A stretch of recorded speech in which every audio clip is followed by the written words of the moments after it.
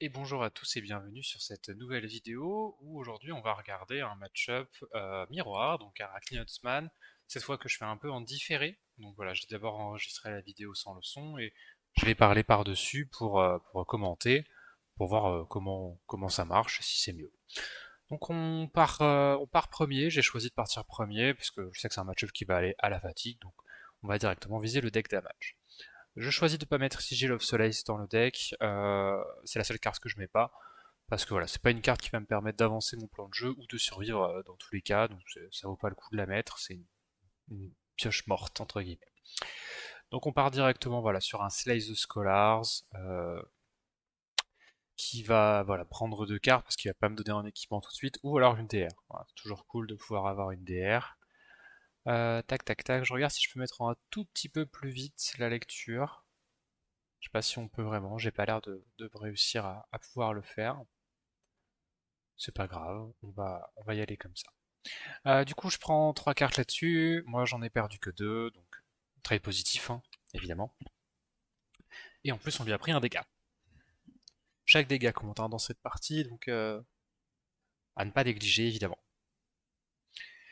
Alors, du coup, son premier tour à lui, c'est Graven à 1. Rien de menaçant jusque-là. S'il commence par un Graven à ce stade de la partie, c'est qu'il fait sûrement un coup de Spider's Bite derrière. Et là, c'était le cas. Et en plus, c'est un coup où il pitch une jaune puis deux rouges, deux AR, une DR. Bah, du coup, c'est un tour vraiment mou. Il me redonne la tempo complète. Malheureusement, je vais pas pouvoir l'utiliser de façon optimale. Donc, on va également renvoyer un coup de double dague, mais cette fois avec une bleue. Et ça va nous permettre de garder donc une de nos défenses réactions dans la main, en plus d'envoyer 4 dégâts. Donc, on fait mine de rien un meilleur tour, hein. Ça reste un 3 cartes 6, c'est pas non plus énorme. Mais l'idée donc c'est de lui enlever de la défense, lui enlever du bloc, des défenses réactions, et évidemment de juste faire quelque chose à notre tour. Parce que si on ne fait rien, on lui redonne une tempo à 4 cartes, c'est jamais ce qu'on a envie de faire. Alors, il renvoie Spider's Bite en pitchant un cut, donc là ça fait 3 AR et une DR pitchées côte à côte, suivi d'un Blue de Loss rouge. Donc voilà, ce Blue de Loss rouge, s'il le repioche, à un moment plutôt bien posé, disons, il risque d'être dangereux, donc on fait attention. Donc là, on lui donne un bloc 1 plus un signe below, on reste assez clean. Alors, là, on va renvoyer, hop, un Graven Call, on voit ce qui se passe, il prend un, on renvoie un Spider's Bite. J'hésitais à faire juste Spider's Bite surgical, mais voilà, il a encore son bloc de masque, il a encore son bloc de Graven Walkers, pas intéressant. On va lui mettre un surgical sous le deck et on va envoyer ce Plunder the Poor plutôt, histoire d'essayer de prendre des trucs quoi. Donc une défense réaction qui part là-dessus, un bloc 4, voilà, rien de folichon, on continue. Une main très défensive qu'on pioche là, il n'y a pas grand chose dans la main, mais on a un codex dans l'arsenal, hein, on se rappelle. Donc là il va slay, bah je peux me permettre de vraiment jouer autour au sens large. Donc on va juste envoyer Singbilo, on va mettre Shelter sous le deck, voir ce qui se passe. Voilà, c'est un -2, donc on va Inertia Trap pour pas avoir le nid, 2 cartes pour 2 cartes. C'est un trade nul, un trade à 0. Alors, tac, on va renvoyer double dague. Là, je vérifie mon cimetière pour voir si j'avais pas une carte à 1, une carte à 2, que je puisse jouer là-dessus. Malheureusement, j'avais rien de spécial, donc on va perdre de ressources, tant pis. Hein, j'aurais pu avoir une rouge dans le cas, ça aurait été pareil quoi. Du coup, je vais codex, on va prendre un Plunder the Poor, essayer de proc un 2 cartes pour une carte, toujours essayer de choper un avantage de cartes. C'est comme ça qu'on va gagner nos games hein, globalement. Donc Seeker Kunai, c'est vraiment pas intéressant, on va la mettre sous le deck. On essaie de penser au Hunter Haunted. Si on le pioche, bah, on veut pas qu'il y ait Kunai sur le dessus, parce que c'est une carte qui n'est qu'en x1. Donc là, il nous fait un Hunter en pitchant un CNC et un Codex. Et bah alors on peut pas jouer autour, hein, de toute façon, donc on va le subir. Il touche Death Touch, c'est l'un de mes seuls x1. Donc bah, je suis très très content là-dessus. Il prend qu'un seul silver et je ne perds qu'une seule carte de mon deck. Alors, sur son tour, il me renvoie un Plunder à 4. Bah, j'ai énormément de possibilités de bloc. Donc on va juste Fate. Voilà, le Blue Gloss, on lui part dessous. On n'a pas spécialement envie de piocher une petite bleue qui fait pas grand-chose. On va accélérer le plan. Alors, on va envoyer un Spider's Bite en pitchant une DR plus un Plunder. Et ensuite, on va envoyer un Leave No Witness, essayer de proc de la DR encore une fois. Shred bleu, voilà, pas intéressant. Tunique qui est utilisé, donc sûrement un Oasis, voilà. Il gagne un PV, il prévient 4, soit. On ne peut pas jouer autour de tout.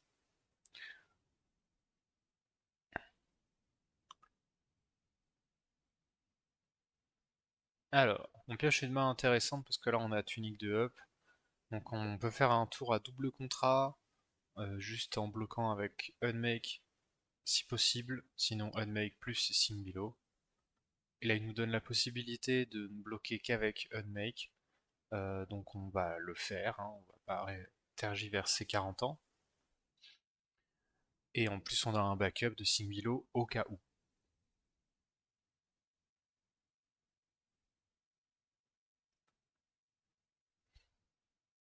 Donc l'idée c'est de commencer par Plunder the Poor parce que le quart de coup 1 ou moins c'est une grande majorité sur Arachne Huntsman.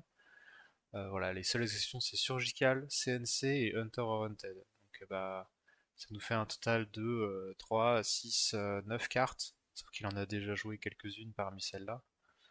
Donc bah il lui reste que 5 ou 6 cartes, donc quasiment sûr de pouvoir toucher. Je me permets de mettre dessous le Frailty Trap même. On la joue large. Alors il fait Hunter or Hunted une nouvelle fois en pitchant 3 rouges, hein, donc sa main est vide après ça. Et est-ce que ça lui donne raison? Entre guillemets oui, hein, parce que bah il nous bannit nous, nos 3 copies de Hunter or Hunted.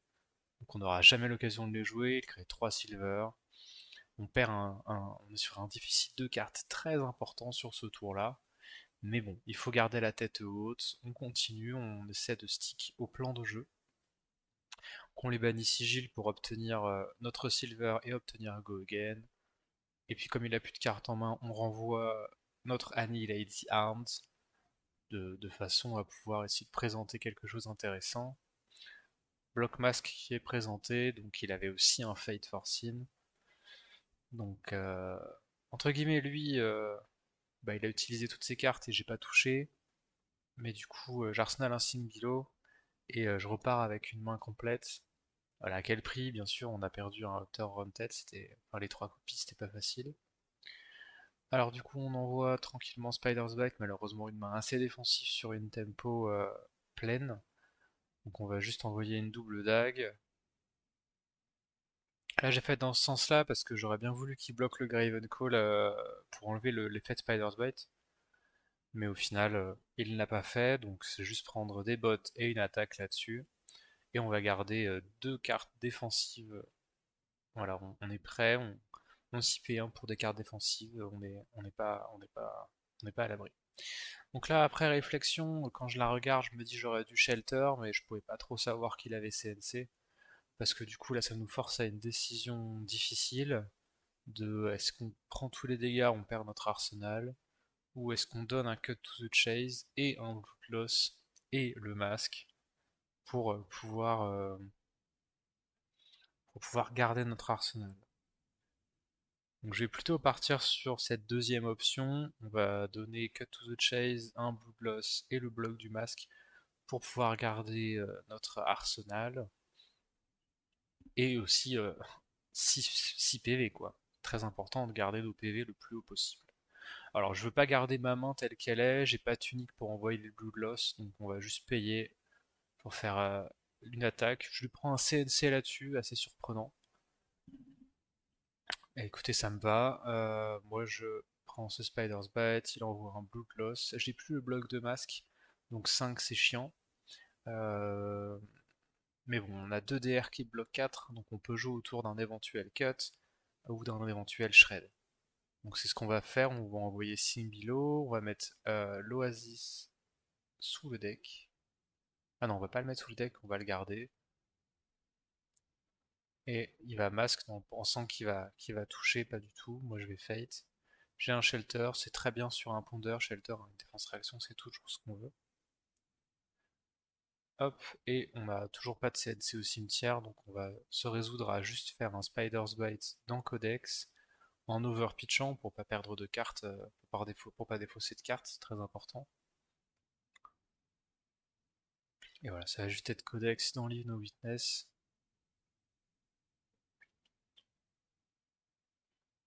Voilà, c'est nécessaire de s'empaler dans un mur, évidemment, pour pouvoir épuiser les défenses de l'ennemi et éroder tout ce qui pourrait nous empêcher de toucher, évidemment. Donc envoyer plein d'attaques, quitte à ce que la plupart ne touchent jamais.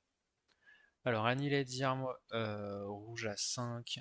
Même situation qu'avant, on a 2 DR qui bloquent 4, on a éventuellement un Under the Trapdoor en plus. Euh, donc là, on va jouer autour du cut, jouer autour du shred, envoyer un shelter ici, et renvoyer le deuxième shelter juste après. Ça coûte cher, entre guillemets, mais ça me permet de jouer autour de tout ce qui pourrait présenter. Envoyer Spider's Bite. On va prendre Tunique envoyé surgical dans l'éventualité d'Arsenal se coercive ou de l'utiliser sur surgical pour obtenir un silver. Alors Heal Hunter, donc en réaction, je me sens obligé de coercive. Voilà, on va bannir la bleue pour m'assurer un silver, pouvoir récupérer Graven Call online le plus rapidement possible. Et donc on va coercive évidemment en réponse à son Hunter, parce que s'il touche la troisième copie de coercive sur le top deck, bah, on perdrait aussi celle de la main, ce qui serait catastrophique. Là, ce qui se passe, c'est que c'est ce que j'ai annoncé, donc il touche la troisième copie. Il ne crée donc qu'un seul silver là-dessus. Bah, il choisit d'envoyer Plunder the Poor plutôt qu'Illuno Witness car je n'ai pas d'arsenal, ce qui est une solution tout à fait sensée, hein. Donc on va nous juste envoyer un Fate Forcing en bloc, on va jouer entre guillemets défensivement là-dessus. Voilà, on laisse les rouges sous le dessous parce qu'on veut du gaz. On veut du gaz pour la seconde partie de la game. Hop, il avait un cut rouge. Heureusement, on avait l'inertia trap pour jouer autour. Voilà, c'est pour ça que je me suis permis de no-block ce Plunder the Poor. Ici, je vais faire un choix, voilà, un peu contestable entre guillemets, c'est que je vais envoyer l'Annihilate the Arm. Donc là, on va pas récupérer les Graven Walkers parce qu'on veut récupérer le Graven Call. Voilà, je veux pitcher ce Slice the Scholars. Donc j'envoie l'Annihilate the Arm. Ça sert aussi à ce que bah, je joue mes 1 pour 5 qui vont pas me briquer à la fin. Ici, et je prends son bloc équipement qui est très important de prendre. J'en profite pour casser mon Graven Call, faire un dégât, récupérer le Graven amélioré grâce à 2 silver, et on part sur la game où c'est Graven Call tous les tours. On essaie en tout cas, c'est le but, d'envoyer un Graven Call tous les tours. C'est comme ça qu'on va gratter assez de dégâts. Là, ma main ne fait rien si je bloque, donc j'ai juste décidé de pas, pas bloquer, la jouer entre guillemets agressif, et on va pouvoir lui proposer un Graven Call, hein. Comme j'ai dit, on essaie de l'envoyer vraiment tout le temps. Et Graven Call plus ce surgical, parce que j'ai un shred, donc bah ça va être dur pour lui de jouer autour. Cut, on va lui mettre dessous.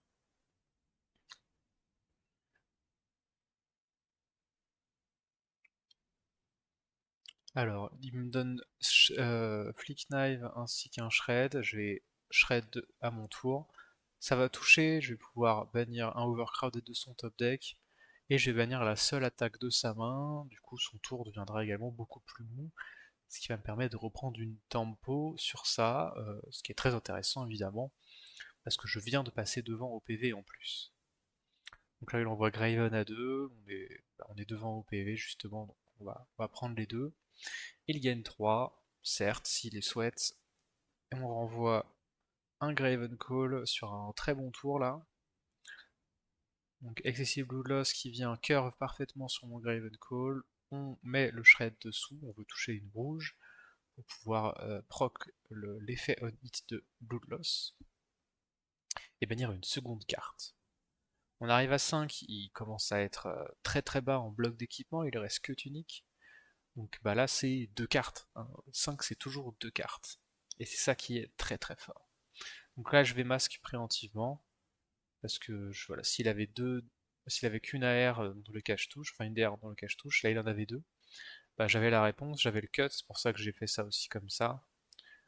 Donc on va pouvoir mettre ça dessous, changer l'ordre pour faire proc d'abord Bloodloss, bannir une rouge puis une jaune, parfait, et ensuite on bannit une bleue, donc l'ordre était très bien choisi de mon côté. On proc même pas son inertia trap parce qu'on a d'abord fait masque. On arsenal Oasis. C'est un Spider's Bite avec tunique de up et un flottant. Voilà, on s'attend à un CNC.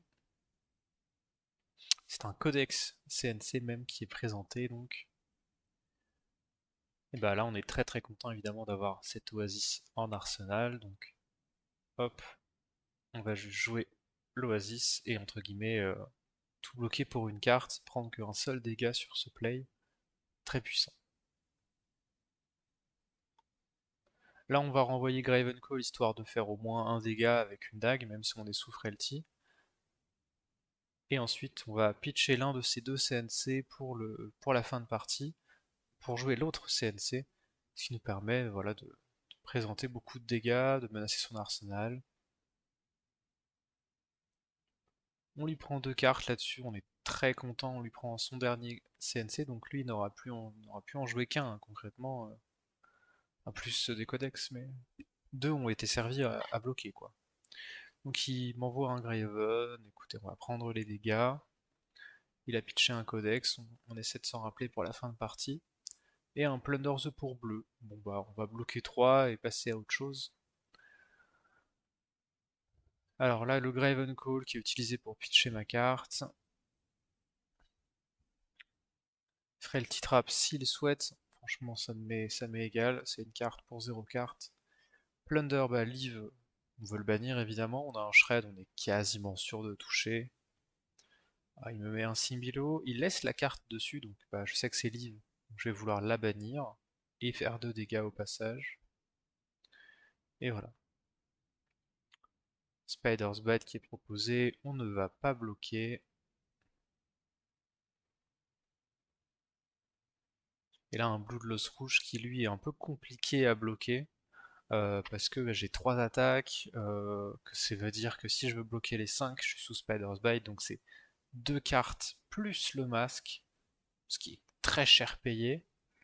Donc je vais finir par choisir, voilà, j'hésitais un peu au moment du play, je vais finir par choisir de ne pas bloquer du tout, de prendre l'entièreté des dégâts pour pouvoir renvoyer un Graven Call plus CNC, toujours dans l'optique, ou Spider plus CNC, enfin voilà, une dague plus CNC dans l'optique de toujours proposer du dégât, de la menace, de lui prendre des cartes et d'essayer de récupérer une tempo tout au long de la partie.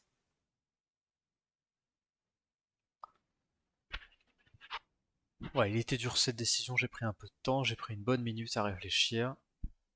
Des fois, il faut prendre le temps, ça sert à ça.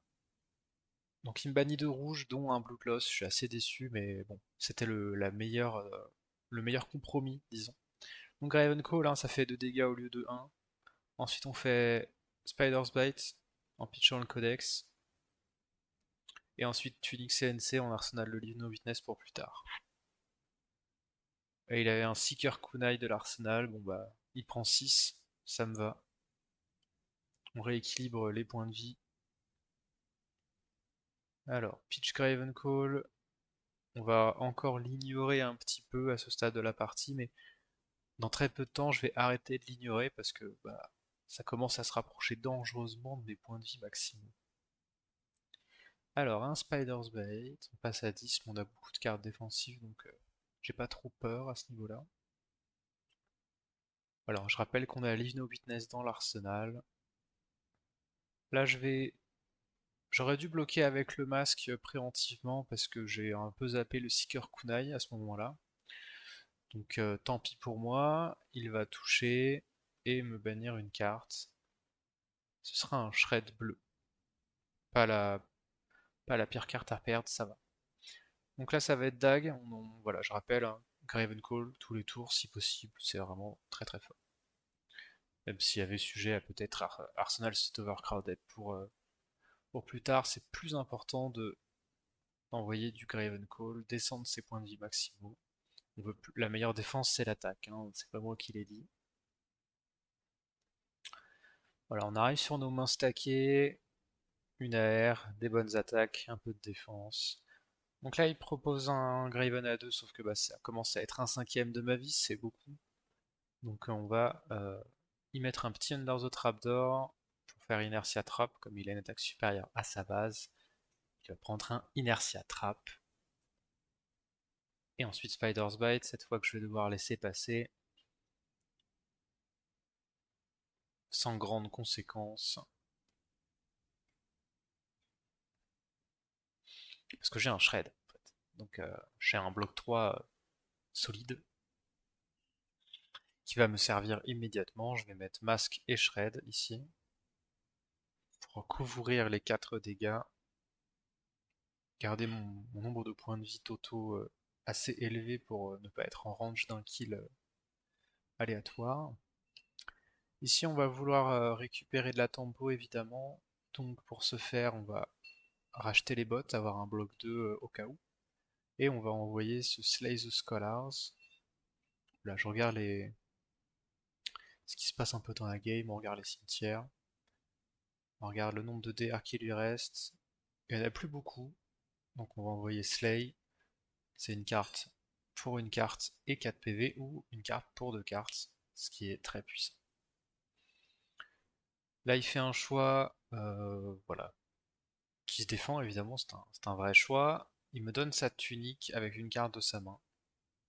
Pourquoi pas? Moi ça m'arrange, il a plus de bloc équipement. Donc là, n'importe quel surgical, ça l'envoie dans l'espace. N'importe quel CNC pareil. Donc voilà, Gravenclaw, on a dit en bloc 2. Spider, on s'en fiche. Et là il passe. Donc je prends une tempo folle là-dessus. Où je lui fais bah, le classique. La formule classique. Dag, dag, CNC. Alors on pourra en faire l'hymne d'assassin, c'est Dag Dag CNC. Sauf que là, bah, je lui propose un dilemme vachement puissant parce que il est à 7, il est sous Spider's Bite et j'arrive avec un CNC. Pas de DR, rien, enfin c'est difficile donc.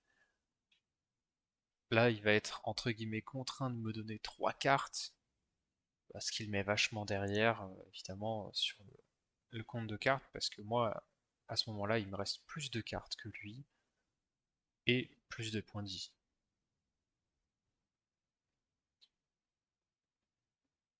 Donc la game à ce moment-là est quasiment pliée, il a fait trop de tours à vide. Donc son second cycle, en fait, son second et troisième et tous les autres cycles étaient trop faibles par rapport à ce que j'ai présenté, ce que j'ai mis en second cycle. Donc via le CNC, via les codex.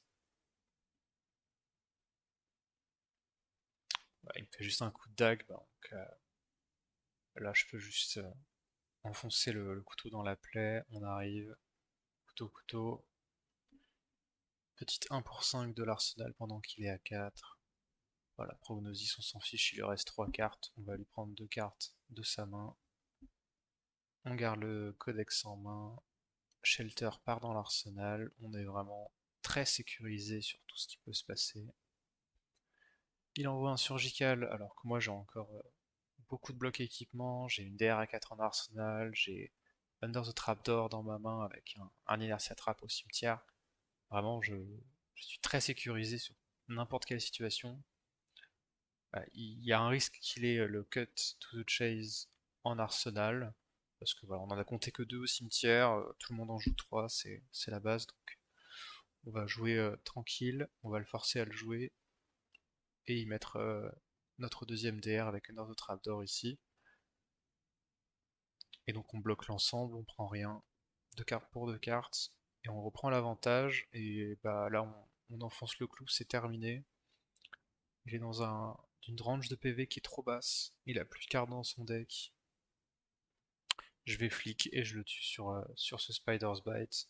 mais je l'aurais tué dans tous les cas, parce que là j'aurais fait Codex, into un CNC, je lui aurais pris une carte de la main sur la défausse, puis deux cartes de la main à grand minima, donc il ne restait plus qu'une carte, plus son arsenal, et moi après j'avais trop de puissance restante dans le deck, donc il ne pouvait plus gagner. Et voilà, globalement sur le match-up, donc bien faire attention à envoyer son Gravenclaw assez souvent.